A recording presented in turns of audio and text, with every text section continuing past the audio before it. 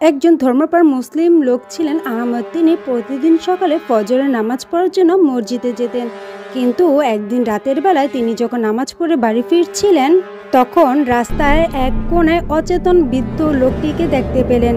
লোকটি আহমদকে ডেকে বললেন, তুমি কি আমাকে একটু সাহায্য করতে পারো? আমি এই গ্রামে নতুন এসেছি, আমি বাড়ি খুঁজে পাচ্ছি না। আহমদ বৃদ্ধের প্রতি সাহায্য ও করুণা দেখাল। বৃদ্ধ লোকটি একটি নির্দিষ্ট রাস্তায় দেখিল এবং আহমদ তার সঙ্গে হাঁটা শুরু করলো। কিছুক্ষণ পর তারা একটি পুরনো ধ্বংসপ্রাপ্ত বাড়ির কাছে পৌঁছাইল। তখন আহমদ বুঝতে পারল এটি কোনো সাধারণ ঘটনা নয়। বৃদ্ধ লোকটি হঠাৎ করে ভয়ানক এক রূপ ধারণ করে।